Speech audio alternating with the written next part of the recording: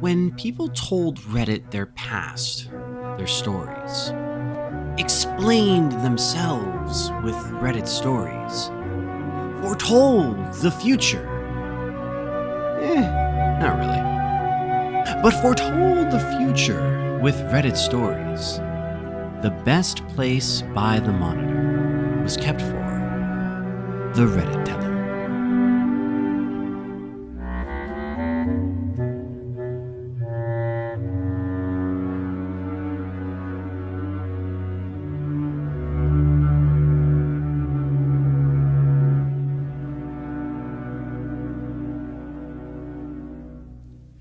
Welcome back to your cozy spot by the screen light.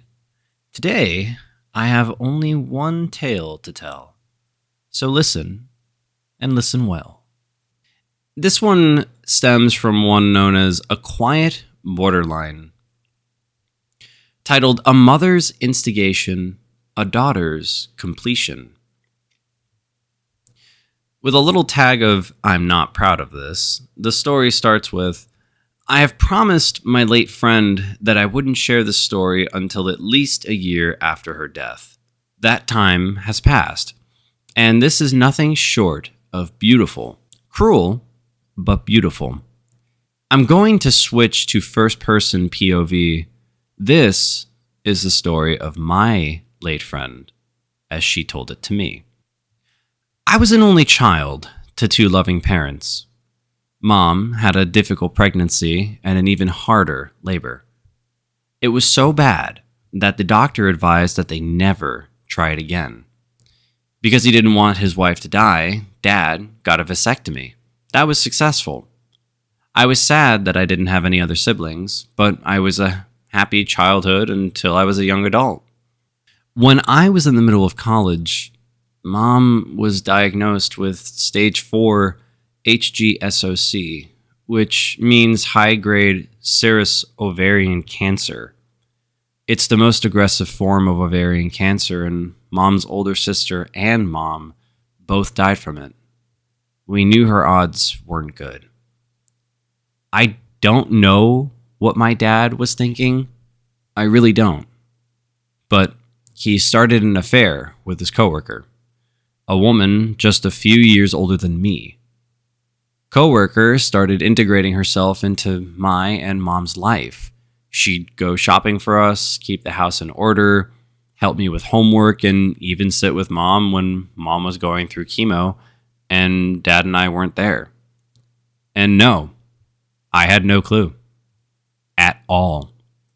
I just thought it was his coworker being kind to a family going through hard times. Mom fought. She fought hard. But the odds just weren't in her favor. One day, I was visiting her in hospice and we were playing Chutes and Ladders. Mom got real quiet and she then told me, "You know your dad isn't planning to reverse his vasectomy, right?" I was surprised, wondering what she was talking about. "Yeah, I know," I said. "Why?" Mom just looked at me and said, "I think you'd best keep it in mind." We continued playing, and when I left for the night, I kissed her and she said, "You'll be fine on your own."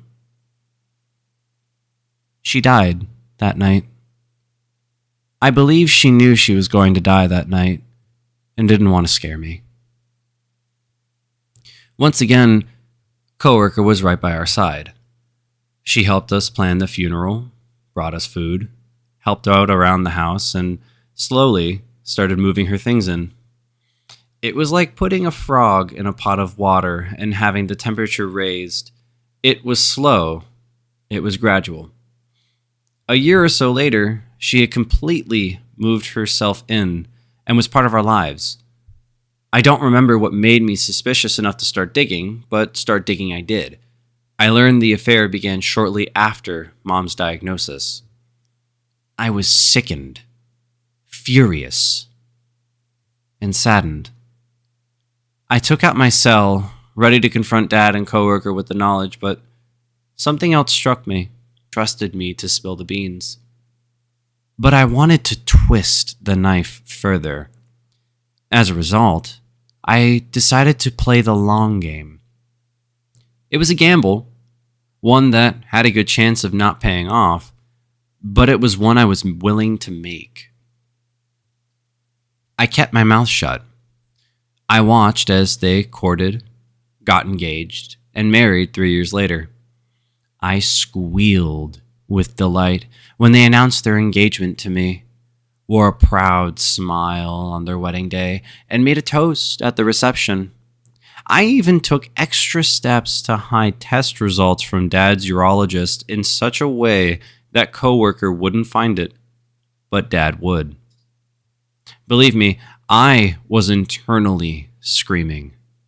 I wanted the world to know the way they hurt my mom and me during her darkest hour. I got dangerously close several times, but I said nothing, knowing the payoff would be worth it. Time passed. We played happy family. I got married to my awesome husband and had children. Dad and coworker played doting grandparents, but I knew from the pained look on coworker's face that she was bemoaning her empty nest. Just as I was beginning to give up hope, the day came. Coworker and I had started the tradition of getting together for coffee shortly after Mom's death. We'd talk girl things again, as I internally screamed. Laugh, cry, love, live, that sort of thing. That day, coworker was sad and sullen. I can tell she had been crying. I asked what was wrong. I couldn't believe my ears when I heard why. She was struggling to get pregnant for years, but assumed it was stress from work. Then, her periods started coming fewer and farther between. She decided to go to the doctor to find out why. It turned out she was entering premenopause, and her chances of successfully getting pregnant had dwindled. The doctor told her, in essence, her childbearing years were over. As I crooned sympathetic noises, coworkers said, "It doesn't make any sense. We tried so hard to have kids, but I wasn't able to get pregnant. I don't know why."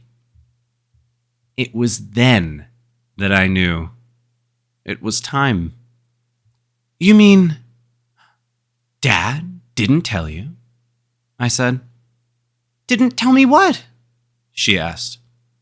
I was fighting every chance to smile as I tried playing it as, "It's not my right to tell, and I can't believe he didn't tell you."